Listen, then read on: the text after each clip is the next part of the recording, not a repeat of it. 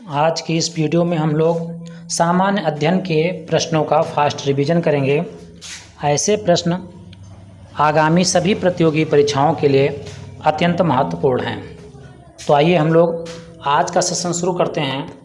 प्रश्न नंबर 1 दिया गया है, मनुष्य ने सर्वप्रथम किस धातु का प्रयोग किया? इसका उत्तर होगा तांबे का। दूसरा दिया गया है, भारत का भूगोल नामक पुस्तक किसने लिखी? तो इसका जवाब है टालमी ने। सुभाष चंद्र बोस को सर्वप्रथम नेताजी किसने कहा था? एडोल्फ हिटलर ने। महात्मा गांधी को अधनंगा फकीर किसने कहा था? तो महात्मा गांधी को अधनंगा फकीर चर्चिल ने कहा था। अगला दिया गया है प्रश्न नंबर 5, वल्लभ भाई पटेल को सरदार की उपाधि किस आंदोलन के बाद प्रदान की गई थी? तो एक बारदौली सत्याग्रह था, जिसके बाद सरदार वल्लभ भाई पटेल को सरदार की उपाधि प्रदान की गई थी। अगले प्रश्न को हम लोग देखते हैं। अगला प्रश्न हम लोगों को दिया गया है, जय हिंद का नारा किसने दिया था? यहाँ पर हम लोग बताना है कि जय हिंद का नारा किसने दिया था। तो जय हिंद का नारा सुभाष चंद्र बोस ने दिया था। अगला प्रश्न है, भारत को तलवार के बल पर विजित किया गया है और तलवार के बल ही इसकी रक्षा की जाएगी, यह कथन है? तो यह कथन है लॉर्ड एल्गिन का।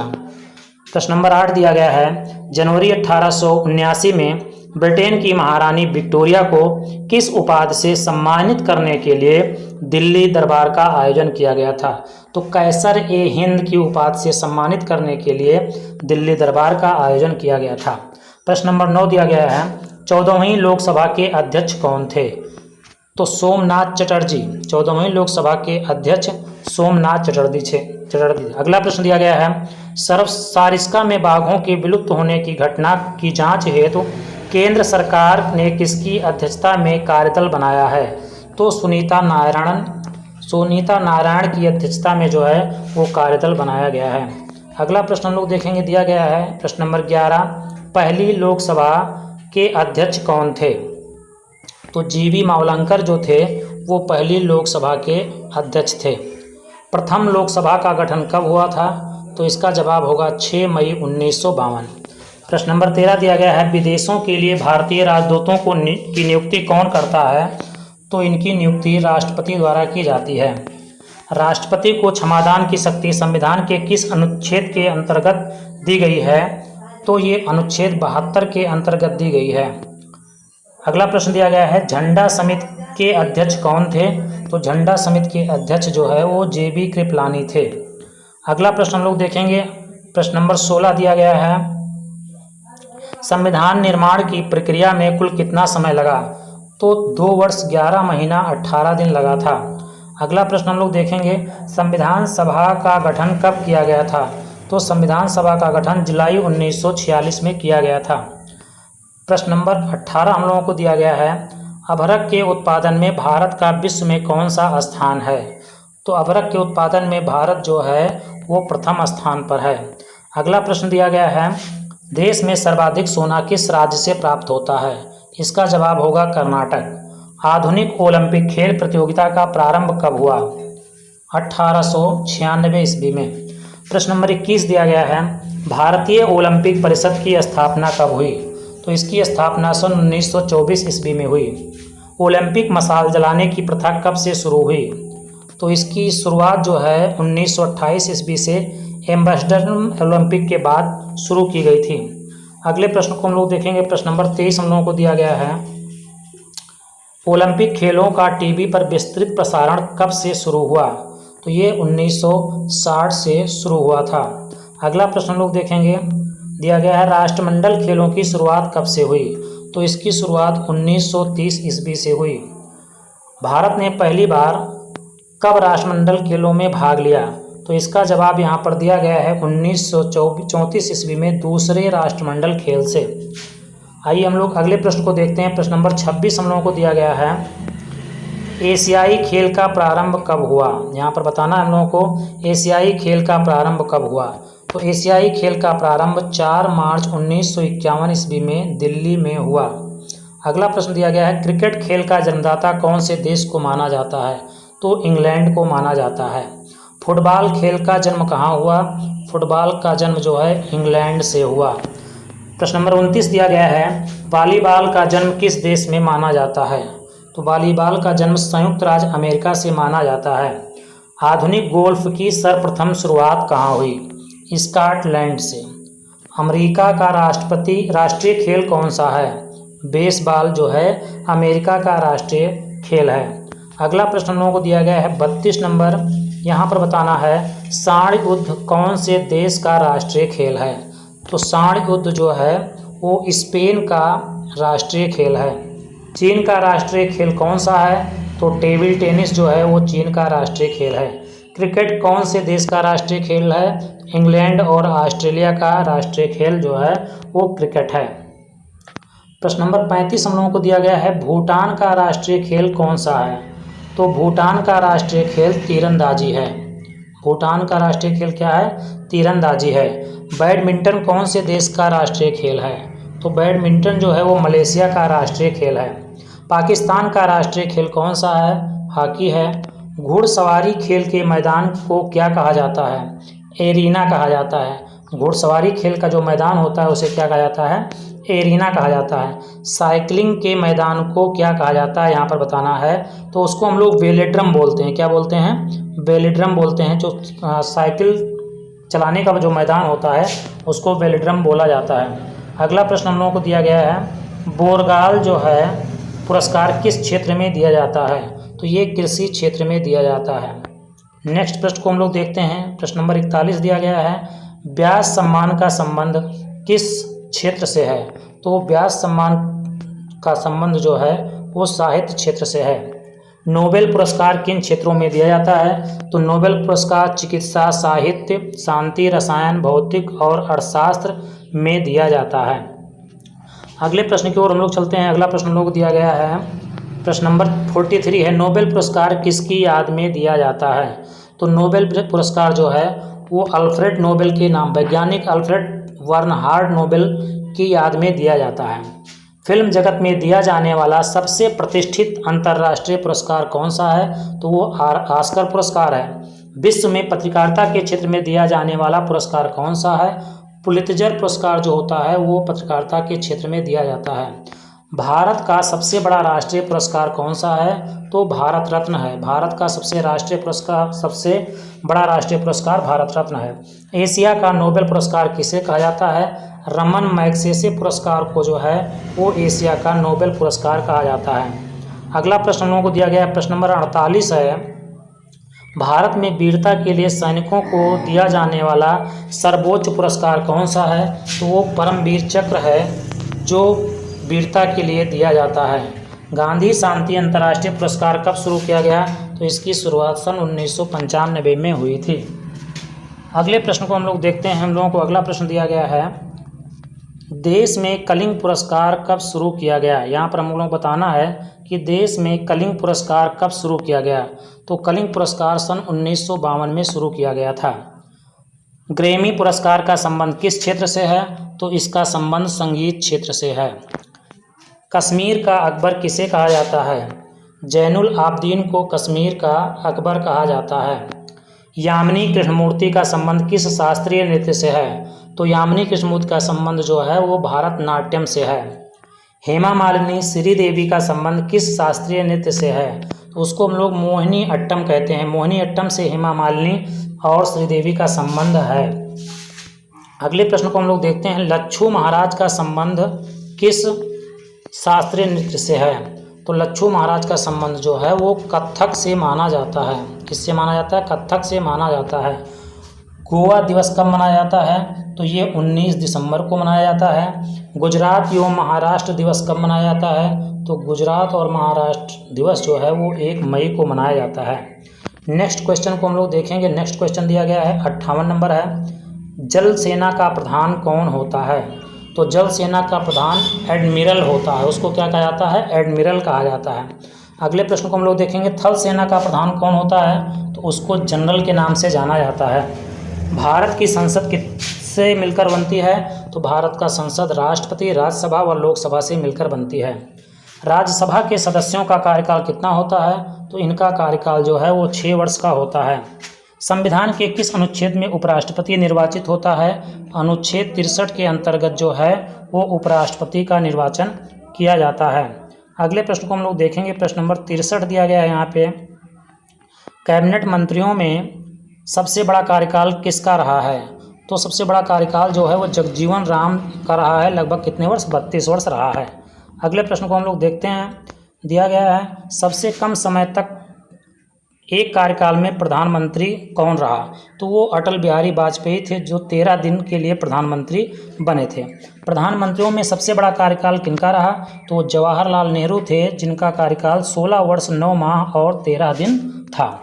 अगले प्रश्न को हम लोग देखते हैं। प्रश्न नंबर दिया गया है हम लोगों को 66। संविधान में उपराष्ट्रपति से संबंधित प्रावधान किस देश के संविधान से लिया गया है? तो यह जो संविधान है किससे लिया गया है? ये अमेरिका के संविधान से लिया गया है। राज्यसभा के सदस्यों की अधिकतम संख्या कितनी हो सकती है? तो ये 250 हो सकती है। लोकसभा में राष्ट्रपति द्वारा कितने सदस्य मनोनीत होते हैं? तो 2 सदस्य मनोनीत किए जाते हैं। राज्यसभा में राष्ट्रपति द्वारा कितने सदस्य मनोनीत किए जाते हैं? तो ये इनकी संख्या 12 है। अगला प्रश्न दिया गया है प्रश्न नंबर 70। मरुभूमि विकास कार्यक्रम किस वर्ष शुरू किया गया? तो 1977 से 78 शुरू किया गया। 71 नंबर है, दिया गया है जवाहर रोजगार योजना किस वर्ष से शुरू की गई? यहाँ पर बताना है जवाहर रोजगार योजना किस वर्ष से शुरू की गई? तो ये 1989 से शुरू की गई। अगला प्रश्न है राष्ट्रीय रोजगार गारंटी कार्यक्रम कब शुरू हुआ? तो इसकी शुरुआत सन 2006 से की गई थी। कब से की गई थी? 2006 से की गई थी। अगला प्रश्न है देश में पहला लौह इस्पात कारखाना कहाँ पर स्थित है? तो ये कुल्टी पश्चिम बंगाल में स्थित है। अगले प्रश्न को हम लोग देखते हैं। प्रश्न नंबर दिया गया 74। भारत का रूर किस पठार को कहा जाता है? तो छोटा नागपुर पठार को जो है वो भारत का रूर कहा जाता है। अगला दिया गया संविधान सभा की संचालन समिति का अध्यक्ष कौन? तो इसको ये थे डॉक्टर राजेंद्र प्रसाद। कौन सी देशी रियासत थी जिसके प्रतिनिधि संविधान सभा में सम्मिलित नहीं हुए थे? तो हैदराबाद एक ऐसी रियासत थी जिसके प्रतिनिधि संविधान सभा में सम्मिलित नहीं हुए। नसरुद्दीन महमूद ने बलबन को कौन सी उपाधि प्रदान की? तो उनको उलूम खां के नाम की उपाधि प्रदान की। अगला प्रश्न हम लोग देखेंगे। दिया गया है भारत का कौन सा शासक था जिसने बगदाद के खलीफा से सुल्तान पद की वैधानिक स्वीकृति प्राप्त की? तो वो इल्तुतमिश थे। कौन थे? इल्तुतमिश थे। अगला प्रश्न दिया गया है सर्वप्रथम फासिस्ट का उदय कहाँ पर हुआ? तो इसकी शुरुआत जो है इटली में हुई। तुर्की का पिता के उपनाम से किसे जाना जाता है? तो मुस्तफ़ा कमाल पाशा को जो है वो तुर्की का पिता के नाम से जाना जाता है। रेड इंडियन कहाँ के निवासी थे? तो रेड इंडियन जो है वो अमेरिका के निवासी थे। अगले प्रश्न को हम लोग देखेंगे। प्रश्न संख्या 82 है। किस एक्ट में, यहाँ पर बताया गया है किस एक्ट में लड़की के लिए विवाह की उम्र 18 वर्ष निर्धारित की गई है? यहाँ पर बताना है तो वो शारदा एक्ट है जो कि 1930 से शुरुआत है। इसमें जो है लड़की की उम्र को 18 वर्ष निर्धारित किया गया है। राजा राम मोहन राय को राजा की उपाधि किसने प्रदान की? अकबर द्वितीय ने। मोहम्मद अली जिन्ना को कायदे आजम की उपाधि किसने प्रदान की? तो महात्मा गांधी ने। कार्बेट राष्ट्रीय उद्यान किस राज्य में स्थित है? तो कार्बेट राष्ट्रीय उद्यान जो है वो उत्तराखंड में स्थित है। महलों का शहर के नाम से कौन सा शहर जाना जाता है? कोलकाता जो है वो महलों के शहर के नाम से जाना जाता है। अगला प्रश्न हम लोगों को दिया गया है प्रश्न नंबर 87। गंगा सागर परियोजना किस नदी पर स्थित है? यहाँ पर बताना है गंगा सागर परियोजना जो है वो चंबल के मध्य प्रदेश में स्थित है। अगला प्रश्न हम लोग देखेंगे अखबारी कागज़ बनाने का सरकारी कारखाना कहाँ पर है? तो ये नेपानगर में है। और नेपानगर कहाँ पर स्थित है? मध्य प्रदेश में स्थित है। भारत में कागज़ बनाने का पहला कारखाना कहाँ पर खोला गया? तो ये ट्रंक्वार में खोला गया था। कब खोला गया था? 1716 में खोला गया था। अगले प्रश्न को हम लोग देखते हैं। प्रश्न नंबर 90 दिया गया है हम लोगों को किसके वेतन पर आयकर नहीं लगता है? यहाँ पर हम लोग बताना है किसके वेतन पर आयकर नहीं लगता है। तो राष्ट्रपति के वेतन पर जो है आयकर नहीं लगता है। मंत्रिपरिषद सामूहिक रूप से किसके प्रति उत्तरदायी होती है? तो वो लोकसभा के प्रति उत्तरदायी होती है। किस राष्ट्रपति के निर्वाचन के समय दूसरे चक्र की मतगणना करनी पड़ी? तो बीबी गिरी के जो है निर्वाचन के समय दूसरी बार मतगणना करनी पड़ी थी। संविधान के किस अनुच्छेद में प्रधानमंत्री की नियुक्ति वर्णित है? तो वो अनुच्छेद 75 है, जिसमें प्रधानमंत्री की नियुक्ति का वर्णन किया गया है। राज्यसभा की सदस्यता के लिए न्यूनतम उम्र कितने वर्ष है? तो राज्यसभा की सदस्यता के लिए न्यूनतम उम्र जो है वो 30 वर्ष निर्धारित की गई है। अगले प्रश्न को हम लोग देखते हैं। दिया गया है, वर्तमान में संघ सूची में कितने विश्व सम्मिलित हैं? तो वर्तमान में जो है संघ सूची में 98 विषय सम्मिलित हैं। वर्तमान में राज्य सूची में कितने विषय शामिल हैं? तो इसमें 62 जो है वो शामिल हैं। वर्तमान में समवर्ती सूची में कितने विषय हैं? तो ये 52 विषय इसमें समवर्ती में शामिल किए गए हैं। तो संघ सूची में 98, राज्य सूची में 62 और समवर्ती सूची में 52 विषय सम्मिलित किए गए हैं। हम लोग देखेंगे प्रश्न नंबर 98 को। प्रश्न नंबर 98 हम लोगों को दिया गया है, रियासतों को भारत में सम्मिलित करने के लिए किसके नेतृत्व में रियासती मंत्रालय बनाया गया? तो वो सरदार वल्लभ भाई पटेल के नेतृत्व में बनाया गया था। दिल्ली को राष्ट्रीय राजधानी क्षेत्र का दर्जा संविधान के किस संशोधन के द्वारा दिया गया? तो संविधान के 69वें संशोधन के द्वारा दिया गया। भारतीय संविधान में संसदात्मक शासन प्रणाली, एकल नागरिकता एवं विधि निर्माण प्रक्रिया किस देश से ली गई है? तो ये ब्रिटेन से ली गई है। भारतीय संविधान में नीति निर्देशक तत्व किस देश से लिए गए हैं? तो नीति निर्देशक तत्व जो है वो आयरलैंड से लिए गए हैं। नेक्स्ट प्रश्न को हम लोग देखते हैं। 102 नंबर दिया गया है, भारतीय संविधान में मौलिक अधिकार किस देश से लिए गए हैं? तो मौलिक अधिकार जो है वो अमेरिका से लिया गया है। भारतीय संविधान में संशोधन की प्रक्रिया किस देश से ली गई है? तो संशोधन की प्रक्रिया जो है वो दक्षिण अफ्रीका से ली गई है। भारतीय संविधान में आपातकाल के प्रवर्तन के दौरान राष्ट्रपति को मौलिक अधिकार संबंधी शक्तियां किस देश से ली गई हैं? तो ये जर्मनी से लिया गया है। हम लोग देखते हैं अगले प्रश्न को। 105 नंबर प्रश्न हम लोग को दिया गया है, पाकिस्तान के लिए पृथक संविधान सभा की स्थापना की घोषणा कब की गई? तो ये इसका जवाब होगा 26 जुलाई सन 1947। अगले प्रश्न को हम लोग देखते हैं, मनुष्य में गुणसूत्रों की संख्या कितनी होती है? तो मनुष्य में गुणसूत्रों की संख्या कितनी होती है? 46 होती है। राज्यपाल पद ग्रहण करने से पूर्व किसके समक्ष शपथ होता है? तो उच्च न्यायालय के मुख्य न्यायाधीश अथवा वरिष्ठतम जो न्यायाधीश होता है उसके समक्ष जो है वो शपथ होता है। उत्तराखंड की स्थापना कब हुई? तो उत्तराखंड की स्थापना 2000 ईस्वी में हुई। संविधान लागू होने के समय संघ सूची में कितने विषय शामिल थे? तो उस समय 97 विषय शामिल किए गए थे। हम लोग देखेंगे प्रश्न नंबर 110 हम लोगों को दिया गया है, संविधान लागू होने के समय राज्य सूची में कितने विषय शामिल थे? तो उस समय जो है वो 66 विषय शामिल थे। संविधान लागू होने के समय संघ सूची में कितने विषय? तो वो 47 विषय शामिल थे। तो संघ सूची में 97, राज्य सूची में 66 और संघ सूची में 47 विषय शामिल थे संविधान लागू होने के समय। अगला प्रश्न दिया गया है, सिक्कों की ढलाई सर्वाधिक किसके शासनकाल में हुई? तो वो औरंगजेब था जिसके शासनकाल में सिक्के जो है वो ज़्यादा बनाए गए थे। हम लोग देखते हैं अगले प्रश्न को। प्रश्न नंबर 113 दिया गया है, रेड क्रॉस की स्थापना किसने की? यहाँ पर हम लोग बताना है रेड क्रॉस की स्थापना किसने की? तो रेड क्रॉस की स्थापना जो है हेनरी ड्यूनेट ने की थी। न्याय दर्शन के संस्थापक कौन थे? तो महर्षि गौतम को जो है वो न्याय दर्शन का संस्थापक माना जाता है। आनंदवन की स्थापना किसने की? बाबा आमटे ने जो है वो आनंदवन की स्थापना की। स्काउटिंग की स्थापना किसने की? बेडन पावेल ने जो है वो स्काउटिंग की स्थापना की। अगला प्रश्न दिया गया है, शेरोन लोवेन यूएसए का संबंध किस शास्त्रीय नृत्य से है? तो इसका जो संबंध ओडिशा से है। अगला प्रश्न हम लोगों को दिया गया है, राजीव गांधी का समाधि स्थल किस नाम से जाना जाता है? प्रश्न नंबर 118 का जवाब देना है हम लोगों को। राजीव गांधी का समाधि स्थल किस नाम से जाना जाता है? तो वो वीर भूमि के नाम से जाना जाता है।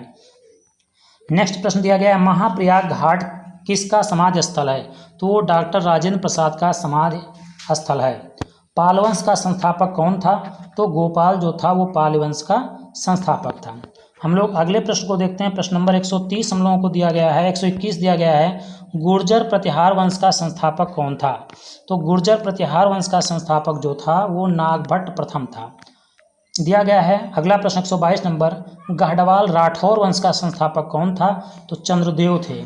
और अगला प्रश्न है, चौहान वंश का संस्थापक कौन था? वासुदेव थे जो थे वो चौहान वंश के संस्थापक थे। अगला दिया गया 124 नंबर, परमार वंश का संस्थापक तो ये उपेंद्र राज थे। चंदेल वंश के संस्थापक नन्नुक थे। अगले प्रश्न को हम लोग देखते हैं। प्रश्न नंबर 126 दिया गया है हम लोगों को, सोलंकी वंश जिसको गुजरात का चालुक्य भी कहा जाता है, इस वंश का संस्थापक कौन था? तो मूल राज प्रथम जो थे वो इस वंश के संस्थापक थे। गजनी साम्राज्य का संस्थापक कौन था?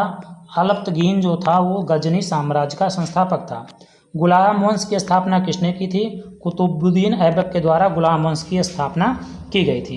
प्रश्न नंबर हम लोग देखेंगे 129 129 नंबर, खिलजी वंश की स्थापना किसने की थी? तो खिलजी वंश की स्थापना जो है वो जलालुद्दीन खिलजी के द्वारा की गई थी। सैयद वंश का संस्थापक कौन था? खिज्र खां जो था वो सैयद वंश का संस्थापक था। लोधी वंश का संस्थापक बहलोल लोधी। विजयनगर साम्राज्य की स्थापना किसने की थी? हरिहर एवं बुक्का ने। बहमनी राज्य की स्थापना किसने की? हसन गंगू ने।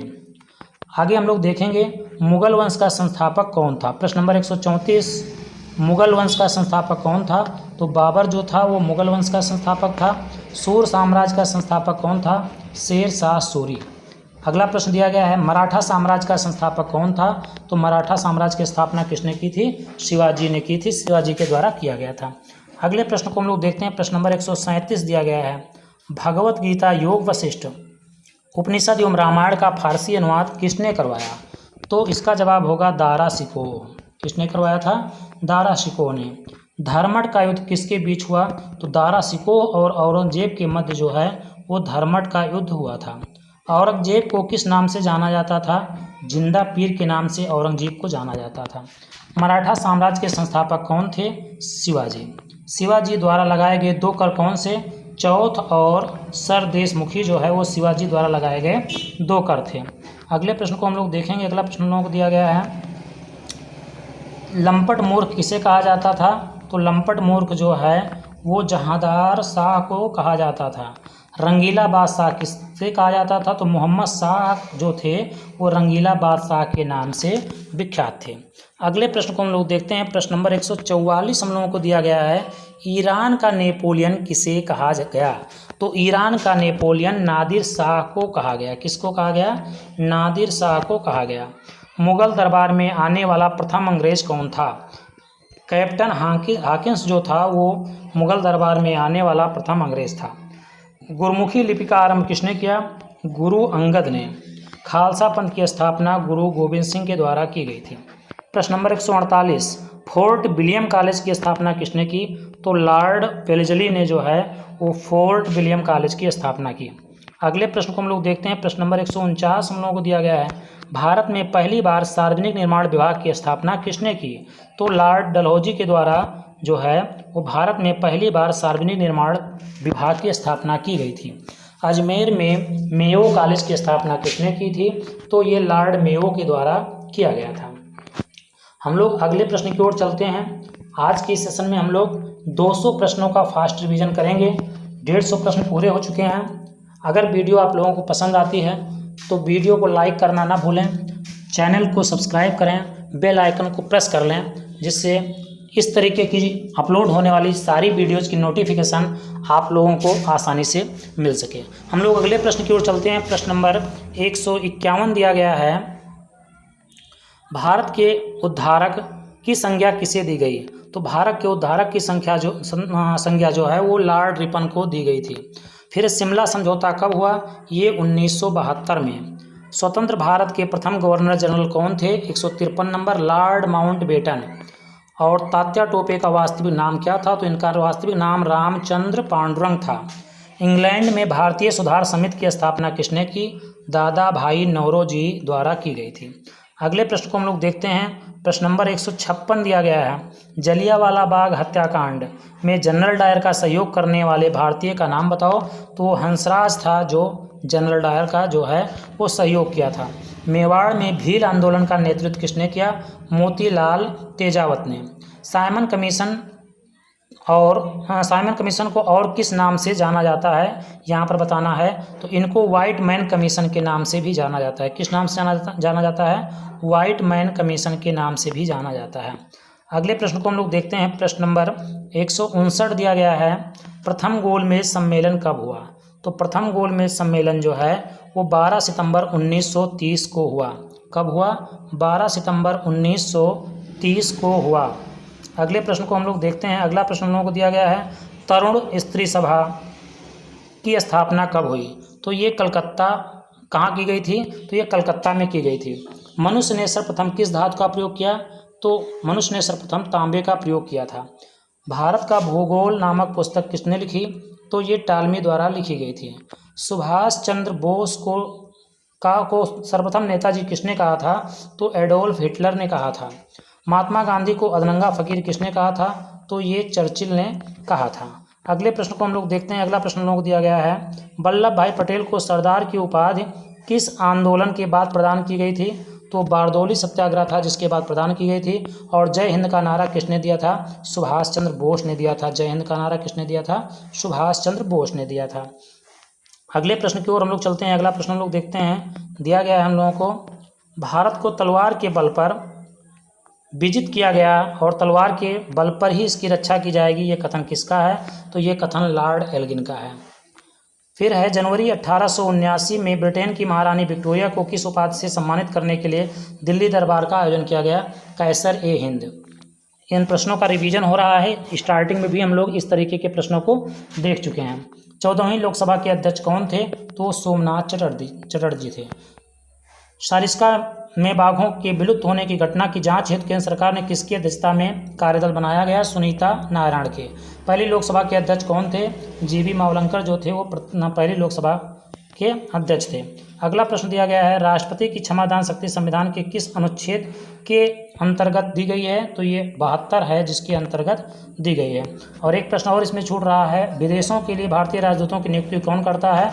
तो ये राष्ट्रपति द्वारा की जाती है। अगले प्रश्न को हम लोग देखते हैं। प्रश्न नंबर 175 हम लोगों को दिया गया है। 76 है, संविधान निर्माण की प्रक्रिया में कुल कितना समय लगा? तो ये 2 वर्ष 11 माह 18 दिन। कितना समय लगा? 2 वर्ष 11 माह 18 दिन। संविधान सभा का गठन कब हुआ? जुलाई 1946। अभ्रक के उत्पादन में भारत का विश्व में कौन सा स्थान है? तो वो प्रथम स्थान है। और देश में सर्वाधिक सोना कर्नाटक में पाया जाता है। चौमासा कौन सी फसल कही जाती है? तो जायद की फसल को क्या कहा जाता है? चौमासा कहा जाता है। अगले प्रश्न की ओर हम चलते हैं। 182 नंबर हम लोगों को दिया गया है, लौह खनिज। 181, अलौह खनिज की दृष्टि से राजस्थान का देश में कौन सा स्थान है? तो वो प्रथम स्थान है। कौन सा स्थान है? वो प्रथम स्थान है। और लौह खनिज की दृष्टि से राजस्थान का देश में तो ये चौथा स्थान है। अलौह में जो है पहला और लौह में चौथा। राजस्थान में राष्ट्रीय कृषि विपणन संस्थान कहाँ पर है? तो जयपुर में है और इसकी स्थापना 1988 में की गई थी। हम लोग चलते हैं 184 की ओर। प्रश्न नंबर 184 दिया गया है, तंबाकू का पौधा किसके द्वारा भारत लाया गया? तो तंबाकू का पौधा जो है वो पुर्तगालियों द्वारा लाया गया था। किसके द्वारा लाया गया था? पुर्तगालियों द्वारा लाया गया था। खनिजों का अजायब घर किस राज्य को कहा जाता है? तो राजस्थान को कहा जाता है। गन्ना उत्पादन में भारत का कौन सा स्थान है? तो गन्ना उत्पादन में भारत का प्रथम स्थान है। राजस्थान का अन्न भंडार कौन सा जिला कहलाता है? गंगानगर। और नेक्स्ट प्रश्न दिया गया है, राजस्थान में गुलाबी रंग का ग्रेनाइट कहाँ पर पाया जाता है? तो वो जालौर में पाया जाता है। नेक्स्ट प्रश्न की ओर हम लोग देखते हैं 189, राजस्थान में केंद्रीय सरसों अनुसंधान केंद्र कहाँ पर स्थित है? तो ये सेवर जो कि भरतपुर में स्थित है। और हरी अग्नि के नाम से जाना जाता है किसको? पन्ना को हरी अग्नि के नाम से जाना जाता है। और राजस्थान में फैल्सपार कहाँ पाया जाता है? तो ये अजमेर व भीलवाड़ा में पाया जाता है। कहाँ पाया जाता है? अजमेर व भीलवाड़ा में पाया जाता है। अगले प्रश्न की ओर हम लोग चलते हैं। 192 दिया गया है, सुपर जिंक स्मेल्टर संयंत्र ब्रिटेन के सहयोग से कहाँ पर स्थापित किया गया? तो ये चंदौरिया में स्थापित किया गया था जो कि चित्तौड़गढ़ में स्थित है। राजस्थान में सोना कहाँ पर पाया जाता है? तो ये बांसवाड़ा और डूंगरपुर में पाया जाता है। हीरा राजस्थान में कहाँ पाया जाता है? प्रश्न नंबर 194 है तो इसका जवाब होगा केसरपुरा चित्तौड़गढ़। प्रश्न नंबर 195, देश में नमक उत्पादन की दृष्टि से राजस्थान कौन से स्थान पर है? तो ये चौथे स्थान पर है। बताना है राजस्थान में जेम स्टोन औद्योगिक पार्क किस जिले में स्थित है? तो ये जयपुर में स्थित है। और अगला प्रश्न दिया गया 197, दुर्गापुरा कैसर क्या है? तो ये तरबूज की उन्नत किस्म है। दुर्गापुरा कैसर क्या है? ये तरबूज की जो है उन्नत किस्म है। अगले प्रश्न की ओर चलते हैं हम लोग 98 की ओर। और प्रश्न नंबर 98 हम लोगों का है, राजस्थान में सर्वाधिक औद्योगिक इकाइयां किस जिले में स्थापित हैं? तो इस जयपुर में स्थापित हैं। और 199 दिया गया है, राजस्थान में शून्य उद्योग जिले कौन से हैं? वो जैसलमेर, बाड़मेर, चोरी व सिरोही में हैं। और इस सेशन का लास्ट प्रश्न दिया गया है 200 नंबर, तरुण स्त्री सभा की स्थापना कहाँ की गई? तो इसकी स्थापना कलकत्ता में की गई थी। तो आज के इस सेशन में हम लोगों ने सामान्य अध्ययन के 200 प्रश्नों का फास्ट रिवीजन किया और इस सेशन में ऐसे प्रश्नों को लाया गया था जो कि आगामी सभी प्रतियोगी परीक्षाओं की दृष्टि से ये प्रश्न जो है वो अत्यंत महत्वपूर्ण है।